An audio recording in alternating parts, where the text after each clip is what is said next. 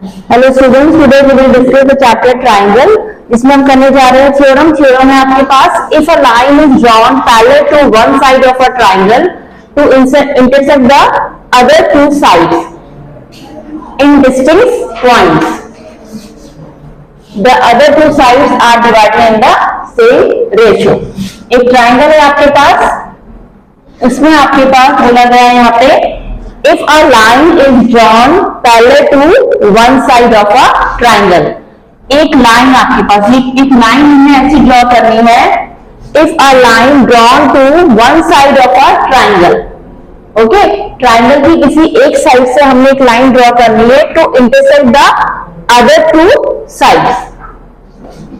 एक लाइन हमने ड्रॉ करी ऐसे, ठीक है। If a line is drawn parallel to one side of a triangle, ये लाइन जब हम ड्रॉ कर रहे हैं तो ये लाइन इस ट्रायंगल की एक साइड के पैरेलल आ गई and intersect the other two sides. और ट्रायंगल की अदर टू साइड्स कौन सी बची? ये वाली और ये वाली। इन दोनों को वो इंटरसेक्ट कर रही है इन डिस्टेंस पॉइंट्स, मतलब अलग अलग पॉइंट्स में। तो ट्रायंगल क्या है आपके पास? A B C. और जब आपने लाइन ड्रॉ करी तो ये जो लाइन है एक साइड के तो पैरेलल है और अदर टू साइड्स को दो अलग अलग पॉइंट पे कट कर रही है, तो दो अलग अलग पॉइंट डिस्टेंस पॉइंट में पे जाकर मिल रही है आपके पास, ठीक है। Then the other two sides are divided. और जब यहाँ पर ये जिस पॉइंट्स में डिस्टेंस पॉइंट में यहाँ पे आपको शो आपको दिख रही है, यहाँ पर वो उसको जो ये आपको दिख रहा है कि इन पॉइंट्स के थ्रू जो डिवीजन हुआ है, यानी कि एडी और बीडी और एई और ईसी के थ्रू जो डिवीजन हुआ है, तो यहाँ पे आपको यही प्रूफ करना है कि if a line is drawn parallel to the one side, एक साइड की पैरेलल है ये लाइन और अदर टू साइड्स को दो अलग अलग पॉइंट्स पे डिस्टेंस कर रही है, are divided in the same ratio. उनको क्या करती है? सेम रेशियो में डिवाइड करती है। ये जो लाइन है इस लाइन को और इस लाइन को सेम रेशियो में डिवाइड करेगी। तो गिवन यहाँ पर क्या है हमारे पास? ट्रायंगल एबीसी है जिसमें आपके पास बीई पैरेलल टू बीसी ये गिवन है। जो ये इफ से स्टार्ट होता है स्टेटमेंट, इफ से लेके आपके पास यहां तक का पूरा जो पोर्शन है आपको गिवन है। इसके बाद जो आपको दे रखा है वो आपको प्रूफ करना होता है। प्रूविंग में आपको क्या करना है कि इन दो पॉइंट के थ्रू जो डिवीजन हुआ है इसकी जो साइड्स का रेशियो है वो आपका इक्वल होगा। तो टू प्रूफ में हम लिखेंगे AD upon DB is equals to AE upon EC। AD upon DB is equal to AE upon EC, ये हमने प्रूव करना है। ओके, अब इसमें देखिए आपके पास हम कंस्ट्रक्शन का भी पार्ट लेंगे, बट कंस्ट्रक्शन से पहले हम इसमें देखते हैं कि हमें कंस्ट्रक्शन एक्चुअल में करना क्या है। देखिए हमें क्या लाना है। हमें पहले आप देख सकते हैं इसके लेफ्ट हैंड साइड में जो न्यूमरेटर है वो एडी है और जो डिनोमिनेटर है वो डीबी है। अब एडी कहां पर है आपका? देखिए एडी यहां से मिल रहा है। अगर हम इसे किसी ट्रायंगल का बेस समझते हैं, एडी को, इस एडी को अगर हम किसी ट्रायंगल का बेस लेते हैं तो आपको पता है किसी भी ट्रायंगल का, इस ट्रायंगल के लिए इसको अगर हम बेस सपोज करते हैं और अगर हम इसका एरिया फाइंड करना चाह रहे हैं तो एरिया इक्वल्स टू क्या होता है किसी भी ट्रायंगल का? Area of triangle is equals to 1/2 base into height होता है। अब इस ट्रायंगल में अगर ये बेस है तो इसकी हाइट क्या रहेगी? हाइट तो हमें इसमें गिवन है ही नहीं, तो हम यहाँ पे से कंस्ट्रक्शन करेंगे, डी को ई से ज्वाइन कर लेंगे इस तरीके से और इसको हम यहाँ पे दे देंगे, ये जो पॉइंट होगा एंड पॉइंट होगा। सेम थिंग ये हमने एडी के लिए क्या करा? एंड ई कंस्ट्रक्शन कर रहे थे, हम कहेंगे ज्वाइन एंड ई। और यहाँ पे नेक्स्ट आपके पास देखिए क्या है? डीबी। ये डीबी दिख रहा है आपके पास। इस डीबी के लिए भी अगर आप देखेंगे कि अगर हम डीबी को किसी ट्रायंगल का बेस माने, बट यहाँ पे तो ट्रायंगल भी नहीं बन रहा है, तो डीबी किसी ट्रायंगल का बेस होगा तो इसके लिए हाइट आपके पास क्या होगी? आप देख सकते हैं पहले हम इसको ट्रायंगल का बेस बनाने के लिए हम इसको डी को सी से ज्वाइन कर लेंगे। तो पहले आपको ये डीबीसी ट्रायंगल बन जाएगा। डीबीसी जब ट्रायंगल बनेगा तो उसके लिए आपके पास आपको डीबी तब आप इसका बेस ले सकते हैं, ठीक है। देन सेम थिंग यहाँ अगर हम एई की बात करें, एई के लिए अगर हम एई को बेस लेंगे तो उसके लिए आपके पास ट्रायंगल आपके पास डी ए ही बन रहा है, डी ए ट्राइंगल है पर उसकी हाइट नहीं है, तो हाइट के लिए हम क्या कर देंगे, ये कंस्ट्रक्ट कर देंगे, इसको हमने एन बोल दिया और इसको हमने एम बोल दिया, ठीक है। और सेम थिंग ईसी, देखिए अगर आप ईसी को देखते हैं, ये वाला ईसी अगर आपके पास बेस है, ठीक है, तो बेस है तो ईसी से आपका क्या ट्राइंगल बनेगा, DEC, और इसके लिए हाइट का काम क्या कौन होगा, क्या करेगा, DM, और इसके लिए क्या हाइट का क्या काम कर रहा था, इसके लिए डीबी के लिए आपने किसको ज्वाइन करा था, इस ट्रायंगल को, DBE के लिए NE तुम्हारी हाइट हो जाएगी। अगर आप DB को बेस लेते हैं तो आपको क्या कंस्ट्रक्शन करना पड़ेगा, इस DB के लिए अगर ये बेस होता है तो इसके लिए हाइट NE हो जाएगी। अब ये बहुत कंफ्यूजन होता है कि हमने यहाँ पे हाइट, अगर हम इस ट्रायंगल को देखें, ट्रायंगल DBE को, अगर इस ट्रायंगल DBE को देखें तो हमारे माइंड में आता है कि DBE में हमने हाइट DE को क्यों नहीं लिया। तो हमारे पास तीन तरीके से ट्रायंगल होते हैं। पहला ट्रायंगल होता है आपके पास, अगर कोई ट्रायंगल आपका इस टाइप का है ABC, ठीक है, तो उसके लिए हाइट हम हमेशा ऐसे ड्रॉ कर सकते हैं, ये आपकी हाइट बन जाती है, जो भी आपको यहाँ पे इस फिगर में दिख भी रही है, हमने हाइट ड्रॉ कर ली, ठीक है, ये आपकी हाइट हो सकती है। देन इसको हाइट को कोई भी नेम ले लेंगे हम P। अगर हम कोई ट्रायंगल, हमारा राइट एंगल ट्रायंगल होता है, तो राइट एंगल ट्रायंगल के लिए आपके पास क्या हो जाता है, ये बेस होता है, इसमें हम हाइट क्या ले लेते हैं, ये ले लेते हैं। बट अगर आपका ट्रायंगल कुछ इस तरीके से हो, जैसे जो यहाँ पे बन रहा है DBE टाइप का ट्रायंगल, यानी कि एक ऑब्ट्यूज एंगल जिसमें बन रहा है, यानी कि इस टाइप का कोई ट्रायंगल है ये, तो इस केस में आपकी हाइट कहां पर रहेगी, आप इस टाइप के ट्रायंगल के लिए हाइट क्या लेंगे, बेस तो आपके पास ये है, बट हाइट क्या लेंगे आप, हाइट इसको आप ले नहीं सकते क्योंकि हाइट हमेशा स्ट्रेट होती है आपके पास, तो इसके लिए आप हाइट क्या करेंगे, बाहर से कंस्ट्रक्ट कर सकते हैं स्ट्रेट लाइन की, जब इस तरीके के ट्रायंगल्स मिलते हैं। तो बेसिकली जब हमने इस थ्योरम में देखा कि हमें ये पोर्शन लाना है AD upon DB equal to AE upon AC, तो AD के लिए हमने फोकस करा कि अगर हम AD को किसी ट्रायंगल का बेस लेंगे तो उसके लिए हाइट EN हो जाएगी।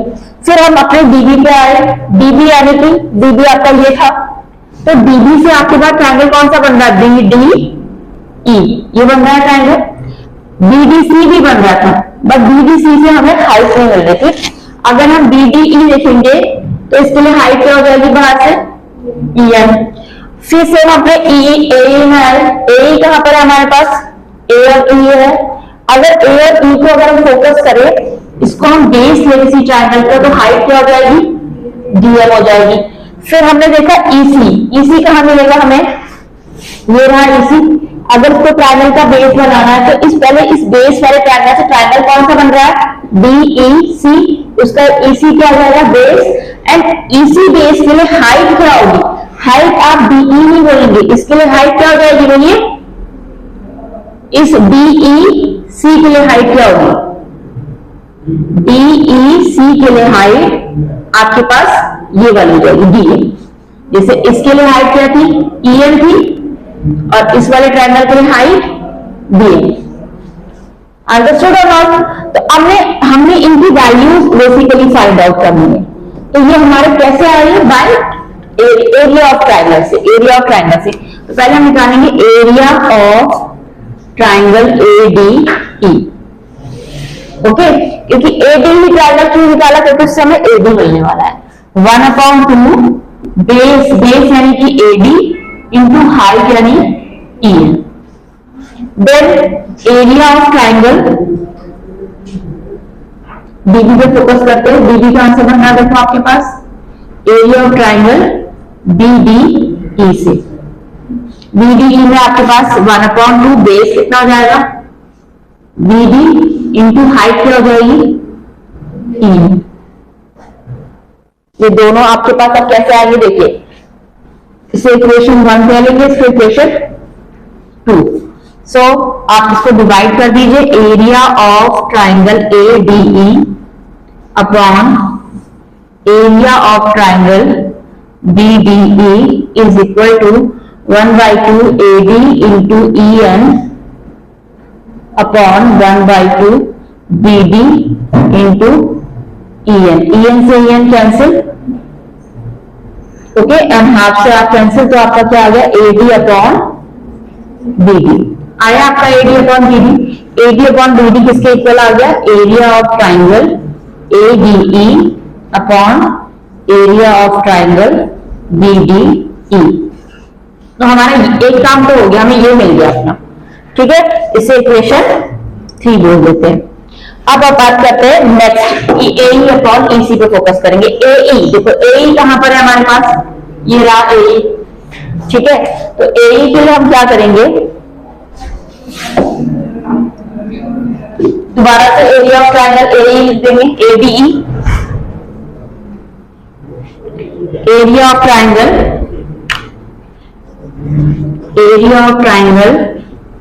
ADE is equal to 1/2 base क्या लेंगे यहाँ पे ADE, अगर हमें AE के अकॉर्डिंग देखना है तो AE आपका बेस हो जाएगा, AE आपका बेस हो जाएगा, तो 1/2 AE इंटू हाइट क्या हो जाएगी इसके लिए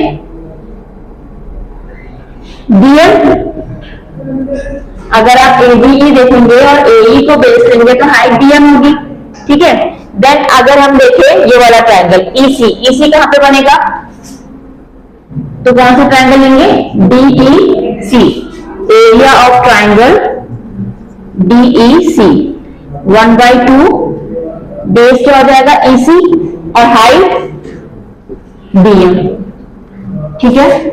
तो ये आपके पास इक्वेशन, इन दोनों को भी क्या कर देंगे, डिवाइड कर देते हैं। दोनों को डिवाइड करा हमने, हाफ से हाफ कैंसिल, DM से DM कैंसिल, तो ये AE अपॉन EC आ गया। तो area of triangle ADE upon area of triangle DEC ये आ गया आपके पास, ठीक है। ये इक्वेशन 3 थी, इस इक्वेशन को मैंने 4 बोल दिया, क्लियर।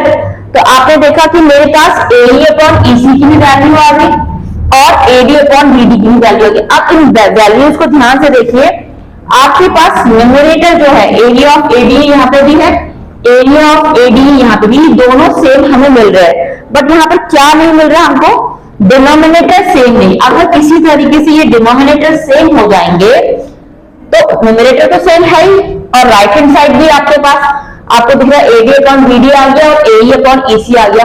तो किसी तरीके से ये दोनों हमारे सेम हो जाए, तो आपस में अगर ये दोनों सेम हो जाएंगे तो हम इसको 3 और 4 इक्वेशन से इसको इसके इक्वल कर सकते हैं।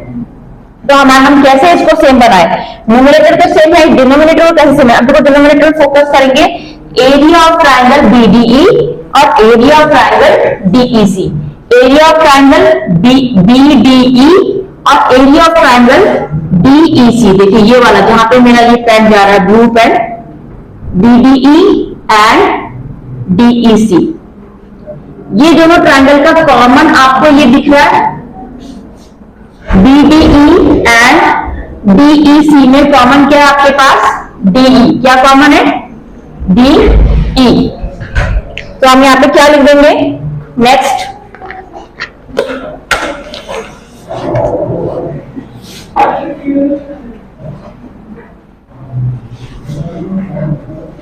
ये हमारी थ्योरम थी क्लास 9 में, जब किसी दो ट्रायंगल का कॉमन एक साइड आपको मिल रही होती है, कॉमन बेस होता है और बिटवीन 2 पैरेलल्स, तो उनकी एरियाज क्या हो जाते हैं ऑटोमेटिकली।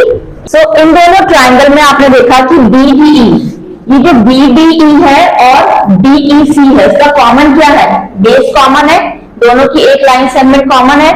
तो BDE and DEC are on the same base DE and between the same parallel, parallel भी सेम है DE एंड DC, दोनों के लिए बिटवीन द सेम पैरेलल। तो ऐसे केसेस में ये क्लास 9 में आपने थ्योरम करिए, जब ऐसा आपका कोई केस बनता है कि दो ट्रायंगल का बेस सेम है और बिटवीन द सेम पैरेलल के बीच में वो लाई कर रहे हैं, तो हम क्या कह रहे थे, the area of triangle BDE is equal to area of triangle DEC। उनके एरिया आप डायरेक्टली इक्वल करेंगे। अगर आपको क्लास 9 की ये थ्योरम नहीं याद है तो आपको ये स्टेटमेंट आपको इस समय के लिए याद करना जरूरी है। इस थ्योरम के लिए आपका एरिया इक्वल हो गया। अब जब इन दोनों का एरिया ही इक्वल हो गया तो अब ध्यान से देखिए, यहाँ पे BDE आया पर इक्वेशन 3 में, और इक्वेशन 4 में DEC आ गई, ये आपस में बराबर है। तो फ्रॉम इसको इक्वेशन ले लेंगे 5, ठीक है, इसको हमने 5 इक्वेशन लेनी। तो अब हमारे पास 3, 4 एंड 5 से क्या कंक्लूजन निकला, इस क्वेश्चन को मैं रख कर देती हूँ। Equation from equation 3, 4 and 5, fifth equation को अगर आप देखेंगे BDE और DEC बराबर आ गया, यानी कि ये BDE और DEC बराबर है, तो इट मींस ये left hand side fourth equation की और थर्ड इक्वेशन की लेफ्ट हैंड साइड भी बराबर हो गई। तो ये जब बराबर है तो it means right hand side आपकी इक्वल होगी। AD upon BD is equal to AE upon EC। ये थ्योरम हमारी प्रूव्ड होगी। ओके